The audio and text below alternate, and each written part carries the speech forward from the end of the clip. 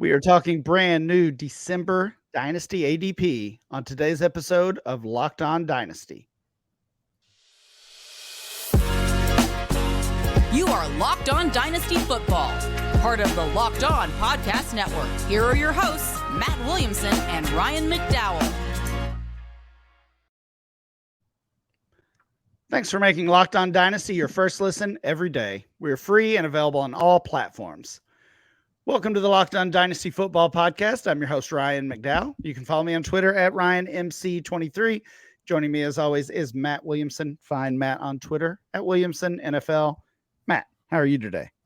I'm good. We had a fun mailbag yesterday. That was reminiscent of the old days. I like that. That's We'll right. do that a lot going forward. That was fun, especially the offseason. And we're going to talk a little quarterbacks today, right?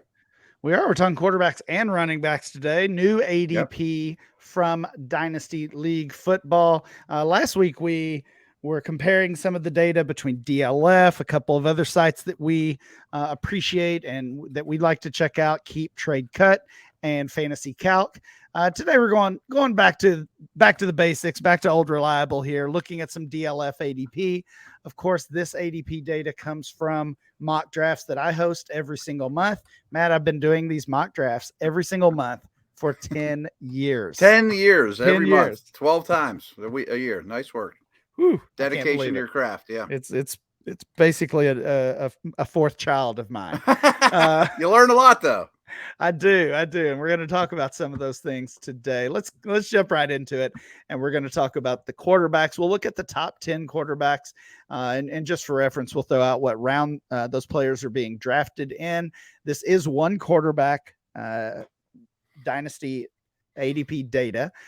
And of course, Josh Allen at the top. He's a second rounder, was actually a first rounder last month. We had talked about that. And I think we kind of agreed that we thought that value was a little bit off. We would not, we wouldn't draft him that highly. Now he's more in that late second round range. And I don't know if I would still make that pick given the depth at the position right now, but I get it. I understand why someone would. Yeah, very, very safe. I mean, high ceiling every week, low floor, good supporting cast. A big thing I'm going to think about when we go through these is how much do I trust the organization? Like, I trust Buffalo a heck of a lot more than I trust the Chargers or Cardinals or even Bears or, so I think that goes a long way with this position too. That's a good point. And I mean, we do obviously have that separation with the top two guys, and this won't be a surprise. Patrick Mahomes is our quarterback too. He's a third rounder, just a handful of picks below Allen. And you're right. Those are two organizations we trust. And those two players have kind of separated themselves from the pack. I got to say, Matt, I was a little surprised at the QB3 in this. I am too. It's close. Both of these guys are fourth rounders, but it starts with Justin Herbert, who still gets the nod as the QB3, and Jalen Hurts right behind him. As I said, both of them being drafted in the fourth round, but I thought we would see Hurts claim that QB3 spot. I was shocked by this. I frankly would have Hurts closer to Mahomes than I would to Herbert. I mean, I agree. Yeah, I mean, I trust the Eagles to no end. He runs more than Herbert. His weapons are equal, if not better. I mean, he's got a better line. He's got a better situation. I could see a coaching change in LA. I mean, I love Herbert, the player, but in a way, I kind of think he's being wasted a little bit right now from an NFL perspective. And I think you did really hit on something. What are the organizations, not just the coaching staff, but the decision makers and kind of what we've seen historically over the past several years, as far as, is this team going to bring in weapons? Is this team going to look to improve the offensive line, or are they just going to kind of do the same thing that they've always done? And we certainly saw the Eagles make those moves a year ago, and it is paying off this season. And they might have a top 5 pick as well as their own too. I mean, they're just going to get richer. I mean, maybe it's at the defensive lineman, but it's still going to help the organization. It's going to be a fun offseason for the Eagles and their fans. Couple of quarterbacks that were 5th round picks. These guys are headed in opposite directions, I would say. Quarterback 5 is Lamar Jackson.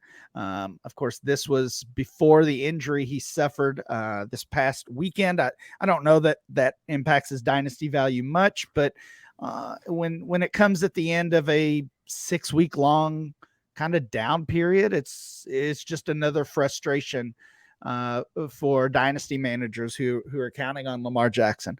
And then the other 5th round quarterback, the quarterback 6 overall, is Justin Fields. We saw him get back on the field in week 13. Didn't run quite as much, but did have another long touchdown run. What a player. Oh, man.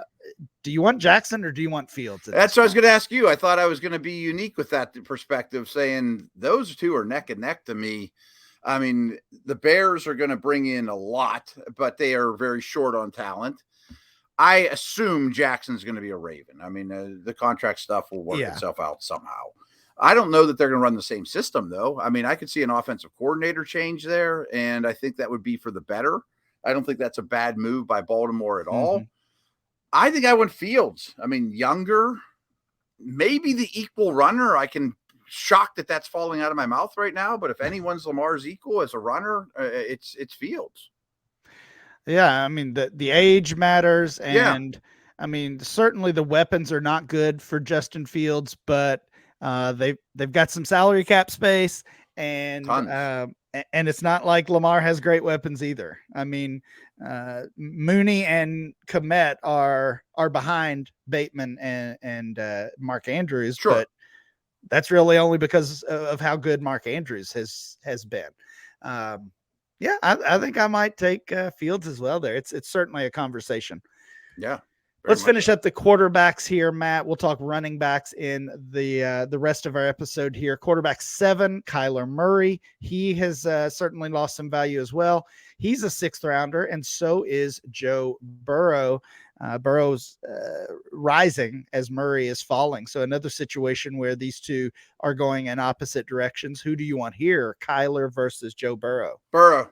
Yeah. I don't trust Kyler as a player, the organization at all. I mean, it's unfortunate. He's still a very much a super flex asset. Don't get me wrong. But Burrow is a stud. And I don't try to cause waves by saying this, but I think he's been the 2nd best quarterback in the league this year. Do you trust the Bengals? We talk about trusting the coaching staffs, the front office. Is that a team that you believe in and trust? Historically, no, but the current situation, yes. Okay. I would certainly agree with you. Historically, I'm not all the way there, even with the current group. I mean, it's been a good run, but yes. I think I feel like Burrow's more the coach than Taylor is, and that's what I trust. That's fair. I do trust Burrow in that sense. Quarterback 9, another riser, Tua Tagovailoa. He's a 7th rounder, and Dak Prescott is the quarterback 10 as an 8th rounder. We put together. Them. What's that? I might flip them. Close. Yeah, it's close. I mean, you've got Deshaun Watson kind of knocking on the door. Obviously, a horrible debut for him this past week, which many people for different reasons were celebrating. He could easily go past these two, though. Yeah, I think we still have to assume he's going to get it back together. Maybe it even takes the rest of this year for that to happen, but to scoot up at least to quarterback 9 and crack this list is something I would expect to happen. If someone offered me Watson for Tua right now, which a lot of people probably would, I might just say, I'll take it and roll the dice. I think you could get more. You could definitely get more too. You might get a second round pick. I think you could get more. Yeah. Matt, when we come back, we'll have the same conversation with the top 10 running backs according to DLF December Dynasty ADP.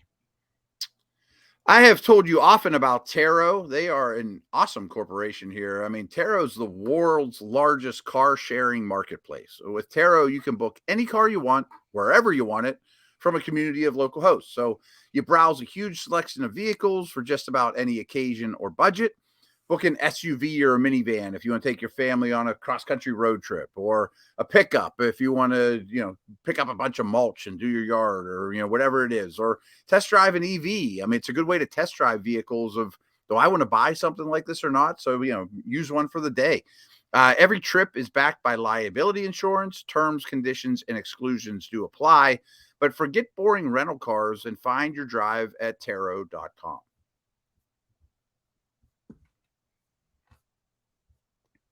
Thanks for making Locked On Dynasty your first listen today. For your second listen, check out Locked On Sports Today. From the games that matter to the biggest stories in sports. Go beyond the scoreboard and behind the scenes with local experts and insights only Locked On can provide. Locked On Sports Today, available on this app, YouTube, and wherever you get your podcast. Matt, let's continue the December DLF Dynasty ADP discussion. And let's talk about the running backs. RB1 is Jonathan these Taylor. move so much every month. They really do. Yeah, It's bonkers. Yeah. We've got Jonathan Taylor as the RB1. He is, of course, a first rounder. He's the third overall player behind Jefferson and Jamar Chase. And my question to you is, does he still deserve to be the RB1? I think so. I mean, I have faith that O-line and offense will be better next year. I think he's a tremendous player, still young, hasn't even hit his prime. Ownership wants to run the football no matter who the coach is, and he's going to be the feature. So, yeah. We'll get to these names here in just a moment, but we had 4 running backs in the first round, or in the top 12 of our December ADP. And let's throw Bijan Robinson, the projected top rookie pick, into the conversation as well. How many of these guys can you make a case for being the RB1? Obviously Taylor, obviously Bijan Robinson. Those 2 are in the conversation. Am I nuts to say Robinson should be 1 or maybe 2? Okay. No. I think that's going to be. It certainly won't be the consensus, but I think it'll be very, very popular from dynasty players. Not uncommon.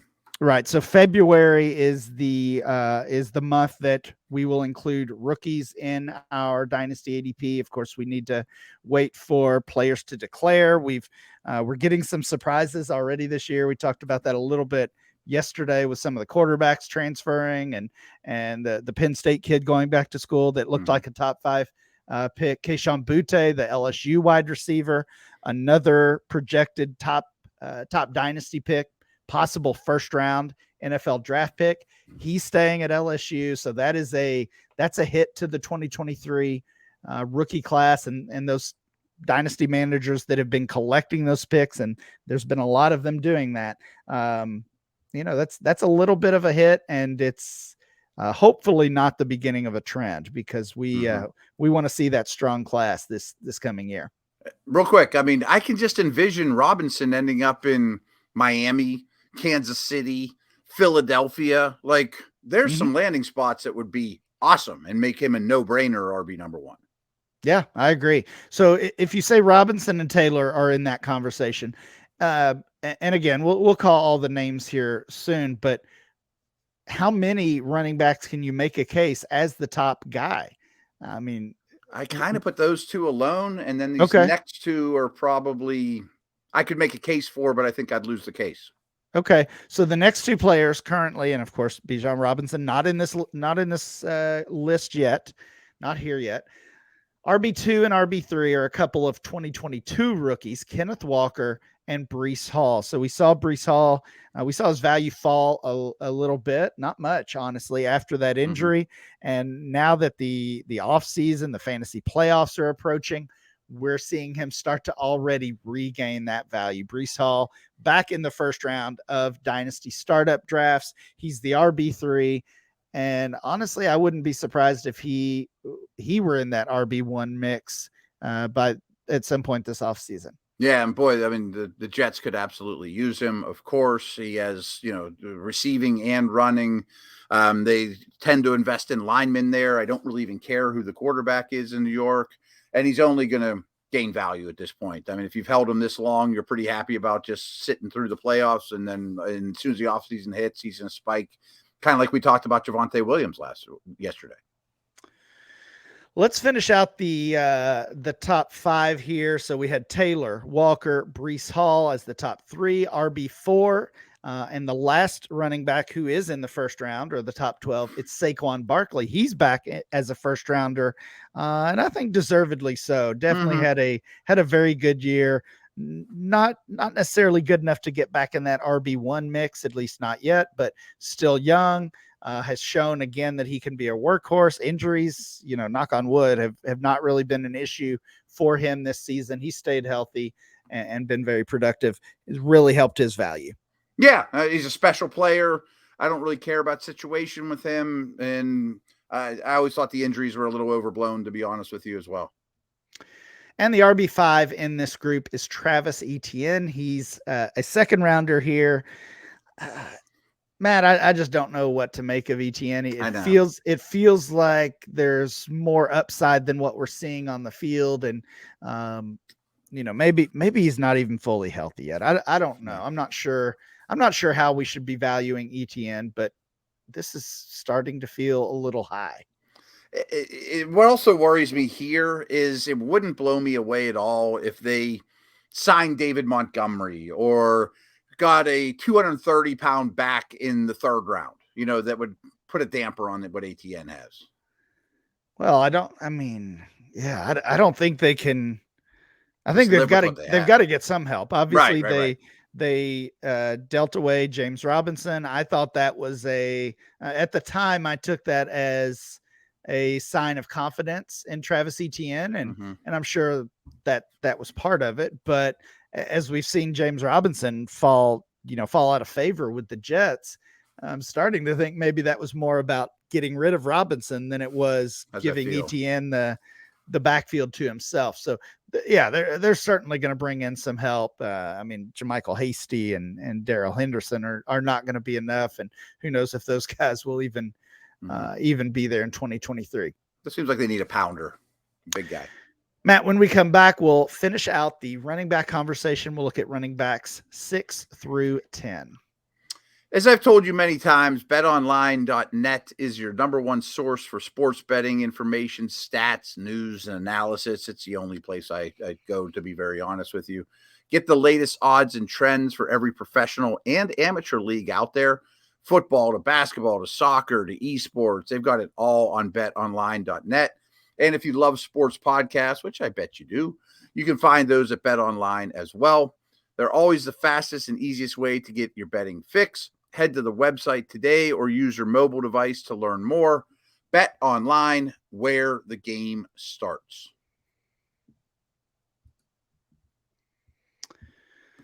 We're talking running backs, looking at our new Dynasty ADP from Dynasty League Football in the month of December. Jonathan Taylor, Kenneth Walker, Breece Hall, Saquon Barkley, and Travis Etienne are your top 5 running backs. Let's move on to the next 5. RB6, we've had all young guys so far, essentially, Matt. We're getting into the veterans now. Christian McCaffrey is the RB6. He's a second rounder in this ADP.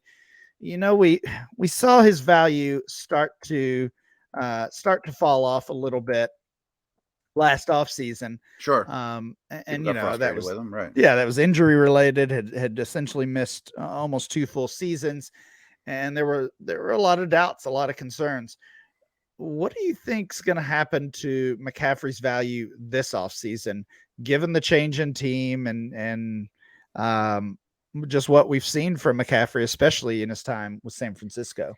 It's an interesting time to discuss this, obviously, because Mitchell's out.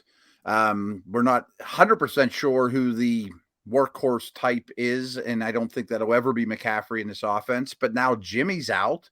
And, what's this offense going to look like? Should they lean on McCaffrey 20% more with Mr. Irrelevant as a quarterback, or how's that going to go? And then we're going to get to see them most likely in the playoffs. Will that be the McCaffrey show as well? Are they saving him for that? So I think there's a lot of data to accumulate here from this position or this situation more so than others from now until whenever they're eliminated. But I am fascinated with Trey Lance behind center with McCaffrey and all these runners all over the place. I think it's still pretty tasty. Yeah, I think if McCaffrey offers any kind of discount, or if we see any type of discount with Christian McCaffrey, if he falls to the 3rd round of startups, if we see that trade value drop and you could acquire him for a late 1st rounder, or maybe even like a couple 2nd rounders and a prospect, I think I'm going to be a buyer. And that kind of goes back to that conversation we had last week or the week before, just about those veterans that are really elite and who have really shown themselves to be reliable assets. The RB7 is Nick Chubb. He's also, just like McCaffrey, a second rounder. So that was Taylor, Walker, Hall, and Barkley in round 1. ETN, McCaffrey, Chubb, and one other player. I'll go ahead and say that name, Austin Eckler. No surprise there. Those are the second round running backs. We've got 8 in the top 24. Any thoughts on Chubb or Eckler in their future? No. I mean, I think they're great football players that are in their prime. I don't expect them to fall off a cliff, but history shows that I'm probably wrong. I mean, you love starting them every week, and I think the Browns offense only gets better, in the coming year or so. Wish I had a little more confidence in the Charger situation, but Eckler's a star, and if he's hitched to Herbert, I think that's pretty good. Yeah, I mean, both players feel safe. McCaffrey feels pretty safe at this point as well. I mean, I think we've seen the upside on a weekly basis from those players. So the conversation shifts to what's their long-term upside. They're all 3 of these guys are, I believe, all 27 at this point. So sense. you start to factor that in. But again, you think back to that conversation of sometimes let's forget about the age and just get the players that are going to give me 25 points almost every single week. Yeah, treat it like redraft, like we say. Right. So again, if I can get a discount especially on McCaffrey or Eckler, I will be doing that for sure. But the standpoint we're talking about here is a startup draft. Or am I using a second round pick on those guys over a player like T. Higgins or Amon-Ra St. Brown? No, I'm not. Right. 100%. I mean, I might rather have Garrett Wilson. Yeah. Couple of third round running backs to finish off the list. RB9 is DeAndre Swift. We saw him have a nice game in week 13 finally. And Ramondre Stevenson is the RB10. He has continued to gain value as a second-year running back for the Patriots. I think I want Stevenson over Swift, Matt. What about you? I might want him over Chubb and Eckler too. Wow. Okay. I think he's a tremendous football player. I mean, agility, strength, balance is awesome. He's a very good receiver. I think he's still an underrated football player. Nice. All right. So again, the top 10 running backs: Jonathan Taylor, Kenneth Walker, Breece Hall, Saquon Barkley. Those were all first round startup draft picks. Travis Etienne is your RB5, followed by some veterans: McCaffrey, Chubb, and Eckler. DeAndre Swift is RB9. Ramondre Stevenson, undervalued, according to Matt, at RB10. I think I'd probably agree. I would have him at least a spot or 2 higher. Maybe even still a buying window on Ramondre Stevenson. Don't be afraid to buy high if you think the price goes even higher. That will do it for today's show. Please make sure you download and subscribe to the podcast on Apple Podcasts, Spotify, or wherever you get your podcast. Subscribe to the Locked On Dynasty channel on YouTube, and remember to follow the show on Twitter at Locked On Dynasty. Follow Matt at Williamson NFL. I'm Ryan, MC23. We will be back next time with more Locked On Dynasty.